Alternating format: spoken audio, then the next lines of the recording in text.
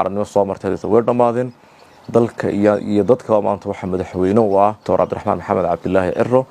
iyo ambassador Maxamed علي وعبد مسلم مدحنا رب العالمين والصلاة والسلام على رسول الله صلى الله عليه وسلم أما بعد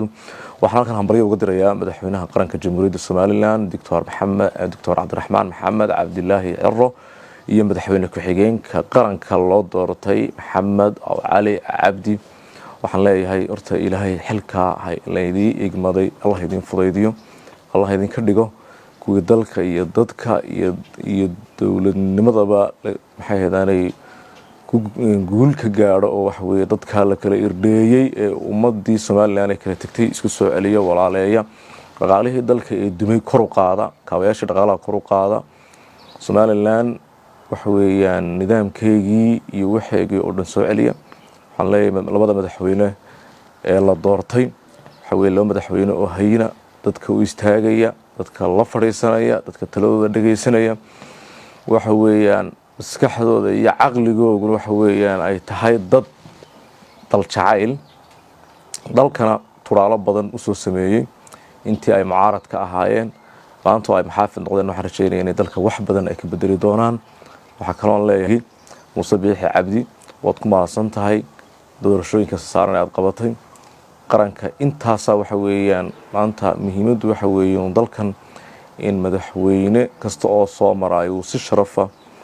وكرامة ودورشة وقبته لو قيميه ونات كشر فنتها مدحوينه حويان وحي كامين يحنف يمعرن وصامر تهدي ورد ماذن ضلك يضدك وما أنت واحد مدحوينه ودكتور عبد الرحمن محمد عبد الله عرو يا أمباسدور محمد علي وعبد مسلم مدحوينه كحجينا لبدو سمعنت معارض يا محافظ بإيدين كمعنت ومدحوينه وحي معارض نمين وصامر يحي كلبه وحي ورد ماذن maanta waxa weeyaan gacmaha isqabsanaa loo baahan yahay dalkeen aynu meel uga soo wada jeesano qarannimadeena aan difaacano waxa weeyaan cadowgeena meel uga soo wada jeesano waxa weeyaan doorashadii way dhamaatay labadii madaxweyne xilka la kala wareegay waa ku wadarkiisana way salaamayeen dadka kalena waxa weeyaan wax isku hayaanba ma yaalaan meesha maanta muhiimadda inoo taala waxa weeyaan dalkeenii waxay naga qaldamay dib loo saxo madaxweynayaasha la doortay waxa weeyaan waa rag u soo jeeda dalka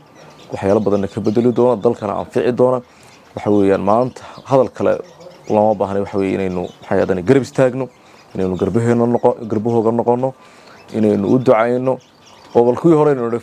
farteeno eednaan kuwan Ilaahay subhanahu wa ta'ala kuwa farteeno ku faa'iidna Allah ka dhigo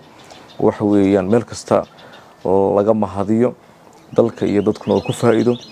ka waxaan leeyahay maanta kulay inaha hambaliyada oo man ku deynina dalkeenu uu guuleystay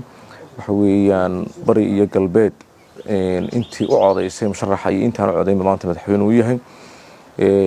waxaan laga rabaa in dadkaas oo dhan cadaalad u wada sameeyo laga doonayaa inuu dalkii iyo dadkii isku hayn uu ku hayo